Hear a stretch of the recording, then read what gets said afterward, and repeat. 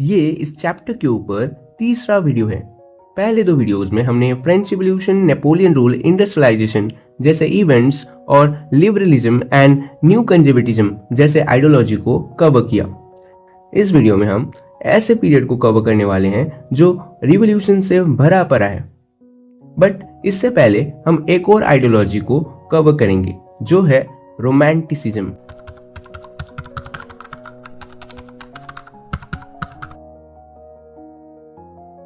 जब हमने इस चैप्टर को शुरू किया था तो हमने फ्रेंच रिवॉल्यूशन के बारे में बात की। हमने देखा कैसे फ्रेंच रिवॉल्यूशनरीज लोगों को जोड़ने की कोशिश कर रहे हैं। स्टेप्स जैसे फ्रांस को फादरलैंड कहना, फ्रेंच लैंग्वेज को कॉमन लैंग्वेज की तरह प्रमोट करना, जिससे लोगों के बीच में सेंस ऑफ बिलोंगिंग बने, सेंस ऑफ टुगेदरनेस आए, लोग साथ आए।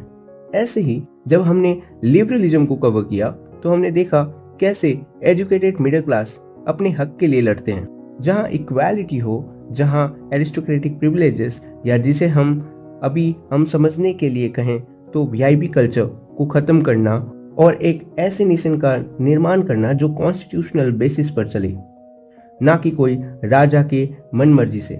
बट जैसे ही हम नेशनलिज्म के बारे में बात करते हैं वैसे ही wars, battles, territorial expansion, India Pakistan शुरू हो जाता है हमारा।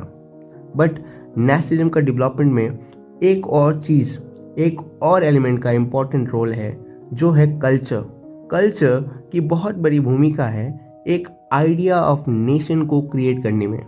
पर ये नेशन या नेशनलिज्म होता क्या है?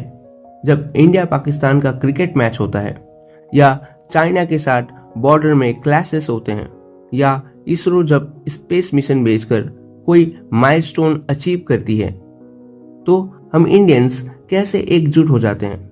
वो फीलिंग्स, उसी को नेशनलिज्म कहते हैं। बट ये फीलिंग्स आती कहाँ से है?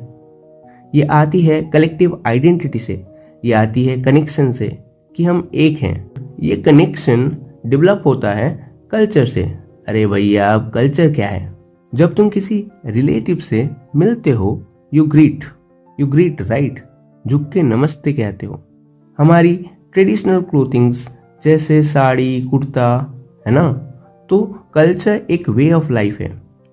हम कैसे रहते हैं, हमारे वैल्यूज, कस्टम्स, हमारे बिलीव्स जो हमें साथ लाते हैं, हमें एक जैसा बनाते हैं, यही तो कल्चर है। तो कल्चर का भी एक इम्पॉर्टेंट रोल है नेशन को क्रिएट करने में, लोगों के अंदर नेशनलिस्ट फीलिंग्स लाने में। और ये कल्चरल मूवमेंट को ही तो हम रोमांटिसिज्म कहते हैं। रोमांटिसिज्म की आइडियोलॉजी फोकस थी लोगों के इमोशंस पे, और हम इंडियंस समझते हैं इमोशंस के रोल को बहुत अच्छे से। हमारी मूवीज देख लो या इंडियन सीरियल्स देख लो, तो ये रोमांटिक्स भी कोशिश करते हैं लोगों के इमोशंस से जुड़ने की। वो चाहते थे ऐसे राष्ट्र, ऐसे नेशन का निर्माण करना जो सेड कलेक्टिव हेरिटेज और कॉमन कल्चरल पास्ट से बने। और इसके लिए वो फोक डांस, फोक पोएट्री, फोक सॉन्ग को पॉपुलराइज करने की कोशिश करते हैं। ये फोक कल्चर को मीडियम बनाते हैं फॉर नेशन बिल्डिंग। अब ये फोक डांस या फोक कल्चर है क्या? जैसे हमारे आसाम में बिहू डांस होता है, जैसे हमारे राजस्थान में घूमर डांस होता है, जैसे हमारे गुजरात में गरबा डांस होता है। तो ये क्या है? ये एक कल्चर को रिप्रेजेंट कर रहा है। तो यहाँ भी रोमांटिक्स कोशिश कर रहे हैं फोक कल्चर से लोगों को जोड़ने की, इसे मीडियम बनाने की फॉर नेशन बिल्डिंग। और इसे हम पोलैंड के एग्जाम्पल से भी समझ सकते हैं जो रशियन कंट्रोल में था, बट वहाँ के लोग रशियन कंट्रोल में नहीं थे। 1831 में पोलिश आर्म रिबेलियन करते हैं अगेंस्ट रशियन रूल, क्योंकि वहाँ पर पोलिश जो पोलैंड की वर्नाकुलर लैंग्वेज थी उसे हटाकर रशियन लैंग्वेज को थोपा जा रहा था स्कूल्स में और हर जगह। अब वर्नाकुलर लैंग्वेज होता क्या है?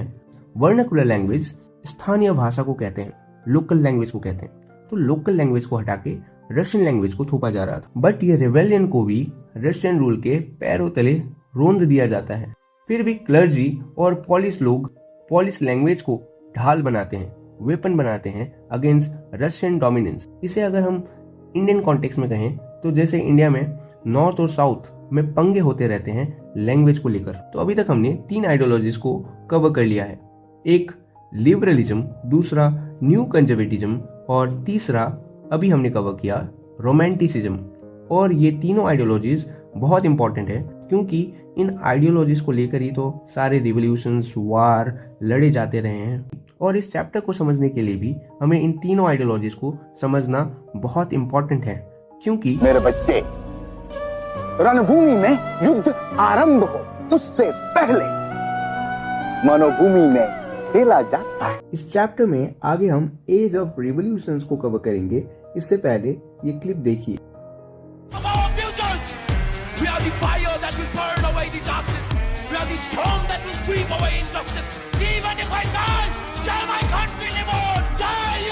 ये वीडियो रिसेंटली हुए नेपाल के रिवोल्ट का है, जहां नेपाल के लोग सत्ता में बैठे करप्ट लोगों को उखाड़ कर फेंक रही है। ऐसे ही रिवॉल्यूशंस यूरोप में भी होते हैं, जिसे हम एज ऑफ रिवॉल्यूशंस कहते हैं। और इसका मेन कॉज होता है यूरोप में 1830s का इकोनॉमिक हार्डशिप। हमने इससे पहले के वीडियोस में देखा कैसे इंडस्ट्रियलाइजेशन से एक न्यू आइडियोलॉजी लिबरलिज्म का एमर्जेंस हुआ। बट इंडस्ट्रियलाइजेशन के नेगेटिव कॉन्सिक्वेंसेस भी थे, जैसे अनएम्प्लॉयमेंट, रूरल एरियाज में पीजेंट्स का टैक्सेस और ड्यूज का पेमेंट ना कर पाना due to bad harvest, towns overcrowded हो गए थे, और competition between handmade goods and machine made goods, जिसमें ऑफ कोर्स मशीन मेड ही जीतेंगी। और ये सब लोगों के पेट और लोगों के जेब दोनों में असर डाल रहे थे, जो आगे जाके कारण बनते हैं रिवॉल्यूशंस के। जुलाई रिवॉल्यूशन फ्रांस में होता है 1830s में, जहां लिबरल नेशनलिस्ट कंजर्वेटिव रिजाइम को उखाड़ फेंकते हैं, जिसे 1850s में लाया गया था, और फ्रांस को कॉन्स्टिट्यूशनल मोनार्की डिक्लेयर कर दिया जाता है अंडर लुइस फिलिप। मैट्रिनिक कह गए, when France sneezes the rest of Europe catches cold. मतलब जो भी पॉलिटिकल या सोशल इवेंट फ्रांस में होता था वो धीरे धीरे पूरे यूरोप में फैल जाता था। इसका बेस्ट एग्जांपल होगा बेल्जियम, जो फ्रांस के जुलाई रिवॉल्यूशन से इंस्पायर्ड था। वहां भी लिबरल नेशनलिस्ट रिवोल्ट करते हैं। यूनाइटेड किंगडम ऑफ नेदरलैंड से बेल्जियम को सेपरेट करके इंडिपेंडेंट कर दिया जाता है। इसके बाद हमें ग्रीस की आज़ादी देखने को मिलती है फ्रॉम ओटोमन एम्पायर। 1845 में हम विटनेस करते हैं द वेवर्स रिवोल्ट पोलैंड के सिलेसिया में, जहां वर्कर्स रिवोल्ट करते हैं अगेंस्ट कॉन्ट्रैक्टर्स। होता यह है कि कॉन्ट्रैक्टर्स ऑर्डर्स तो इंक्रीज कर देते हैं, बट उनका वेजेस बहुत कम होता है। फिर हमें 19th सेंचुरी का सबसे बड़ा रिवोल्ट देखने को मिलता है, जिसे हम the revolutions of the liberals कहते हैं। इसे स्प्रिंग ऑफ नेशन के नाम से भी जाना जाता है। इसके बहुत सारे कारण थे, जैसे अनएम्प्लॉयमेंट, फूड शॉर्टेज।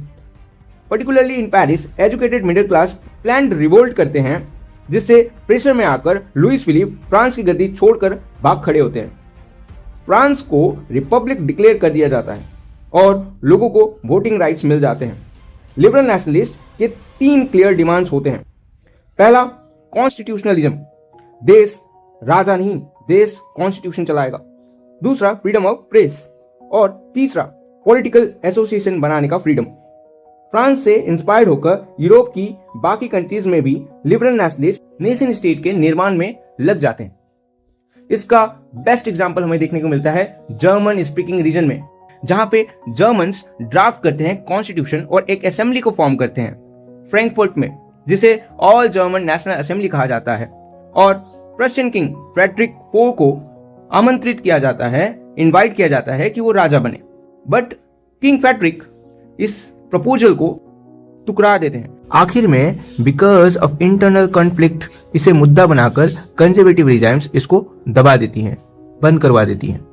1848 के बाद हमें एक टर्निंग पॉइंट, एक ट्विस्ट देखने को मिलता है इस स्टोरी में, जिसे हम अगली वीडियो में कवर करेंगे। If you find this series informative, please do like, share and subscribe the channel. मिलते हैं अगली वीडियो में।